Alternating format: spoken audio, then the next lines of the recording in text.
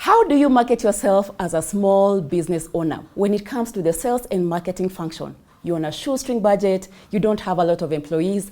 How do you grow your sales and marketing function?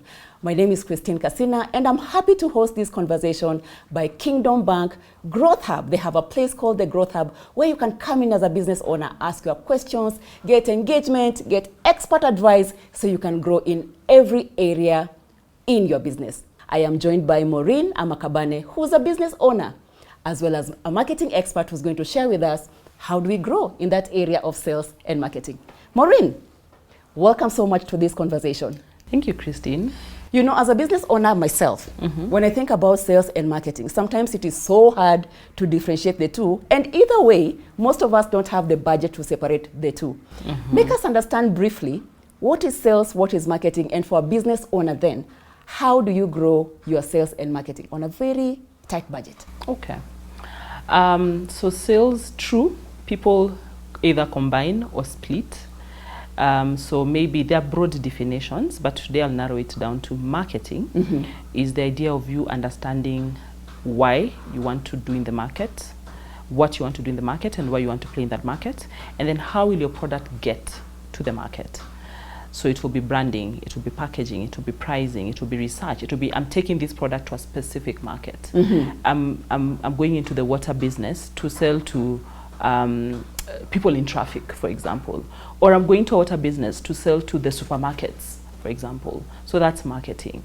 And then sales is how then do you get consumers to pay for your product or service. So how do I get people to pay for my service? Not just because I like my service and I believe that, oh my gosh, it's going to change the world. It doesn't mean that it's a viable business.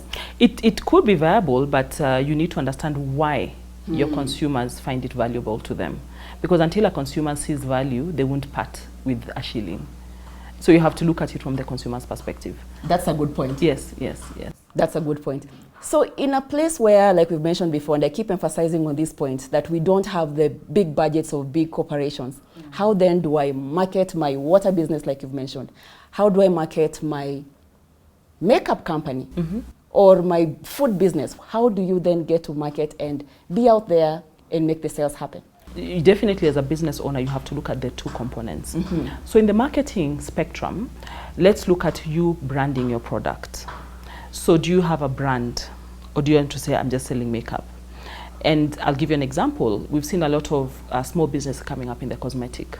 So a lot of them already have brands, or you'll just find somebody saying, I'm selling virgin coconut oil. Right. So branding is very important because it starts making you stand out. So can you have coconut oil but branded? So branding gives me identity. Yes, it gives you an identity. That's a good point. And you know, you're playing in this space where there's so many people, so you want to start standing out, so branding. So you can have X coconut oil. We already know it's virgin, but it's branded, and then it's a coconut oil. And then invest in a logo. You know, once you come up with a brand, invest in a logo, and then visuals. You know, social media, a lot of small businesses are using social media to push and promote their products. Product photography. Invest in a good phone, or invest in a good camera. Take good products. Do you get a lot of business owners who invest in product photography?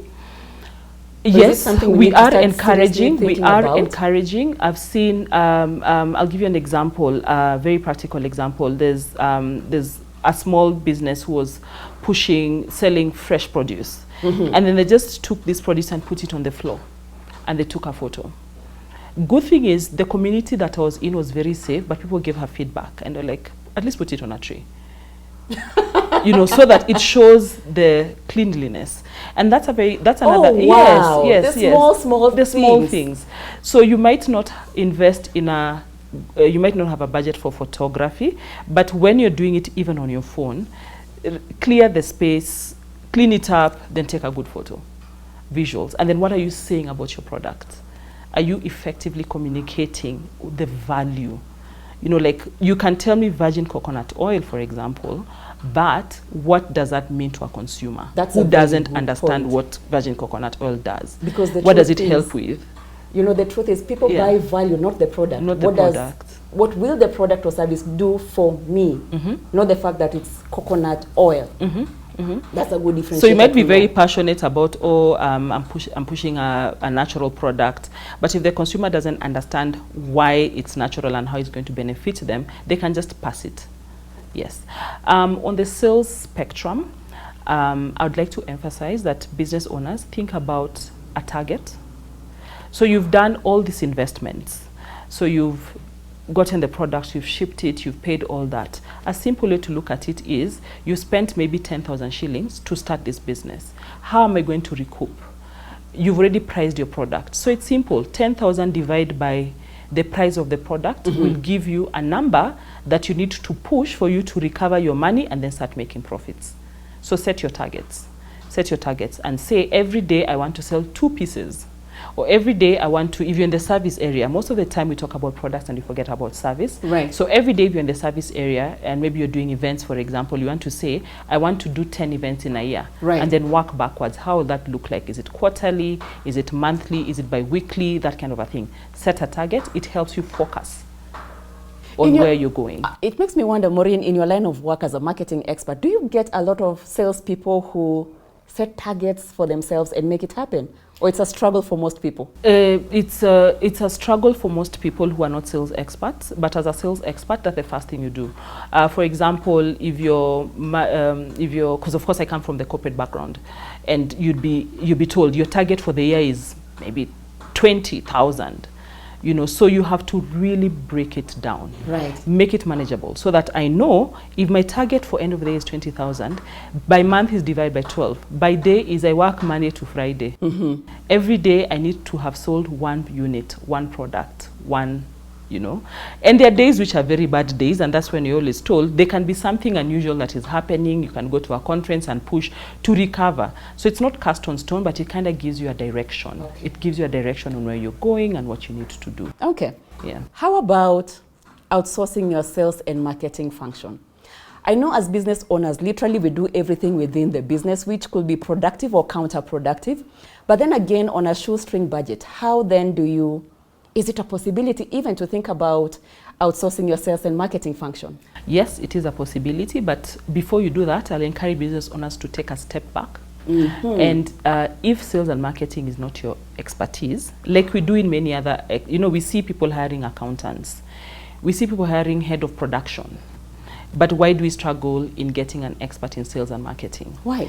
It's because maybe we don't understand it. So I would encourage, even before you start outsourcing as a business owner, I would encourage for you to invest in taking up a sales and marketing course. Yourself, so that you can understand what is my sales process, what is my marketing process, what is my route to market, what is my customer journey, how does that look like? And as a strategic level, you're in charge of either delegating, outsourcing, or hiring, so that you're able to identify the right talent when you see it.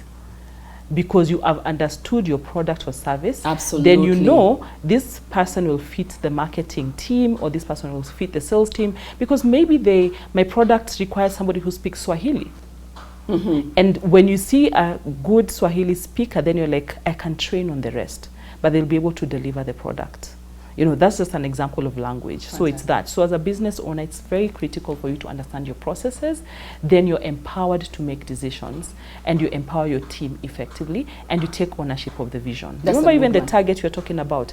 If you really understand that, you'll be able to tell the person, I'm actually hiring you to bring for me 100 sales in this year. Because I know it's possible. I've gone through the sales journey for the business. I know it is possible. And we're not discussing, we're now just focusing on very objective discussions. From the time I'm onboarding you, you know your role is to come and sell, and you're coming to sell 100 units. 102 will be great, but why you're here is to sell 100 units. Fantastic. Maureen, as we wind up this conversation, we cannot end without talking about the role or using or leveraging on social media. How can we use that as business owners to grow in our sales and marketing? Social media is very, very powerful. In the marketing spectrum, you can use social media for research.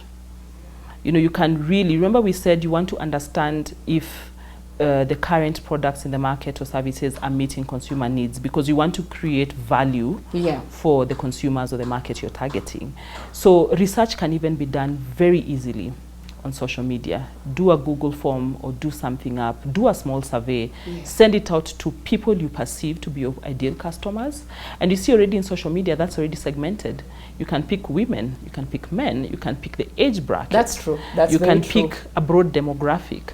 You know, you can speak to parents directly, for example, if that's your product. So research, you can start from there. And then, of course, selling. Kenya, we're very privileged to have all those digital platforms and also have mobile money. There you go. And then where I want to also put some emphasis is WhatsApp for Business, which is conversational commerce. So there's WhatsApp for Business. If you download it as a separate app, it gives you the opportunity to list. You can open a shop, you can set up a catalog, and you can brand it.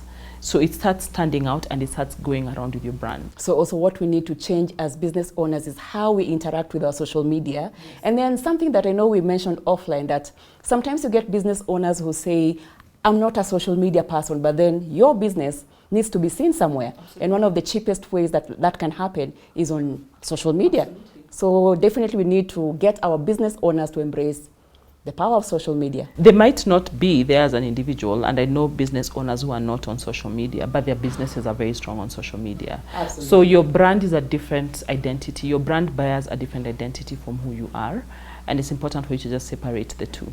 When you look at social media pages and you have somebody who's put their product description or service description, would you recommend that we get people to put their prices as is?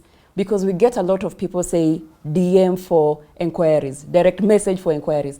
Why don't we just put our prices out there if that's the price? That's a very interesting conversation. The direct answer is yes, put a price. And a lot of business owners fear putting the price because they feel, oh, people will stigmatize. But if you're having a discussion about pricing, it means then you targeted wrongly. And social media also gives you the advantage of setting the target market you're selling to. Put a price. So it goes back to targeting. How are you targeting? Remember we talked about niching, talk about targeting. That you should also do on social media. Thank you so much, Maureen, for empowering us on this conversation. I'm sure our business owners who are looking and listening into this conversation, they're better for it. They know that now they don't need to be shy to put their prices on their pages. Go ahead, embrace your price, and see how you can continue growing in your sales and marketing journey. On that note, I would like to bring this conversation to an end. I don't know what you've learned. For me, one of the key takeaways I'm taking away from this conversation is one, the importance of me learning my niche, knowing my target market for sure. And then it's important for me to invest in knowing the sales and marketing journey of my business, invest in going for trainings or whatever it takes for you to know your business journey and how the sales process works out before you bring in people to work for you. Speaking of how we can continue to be empowered, Kingdom Bank has the Growth Hub where you can come in, ask for expert advice, and eventually, you never know, when you ask a lot of questions, we'll find a way to bring a forum where we can continue to grow in sales and marketing and more. And I'm looking forward to your questions and comments in the comment section so we can see how we can continue to grow together and empower each other. Thank you so much for watching. See you in the next clip.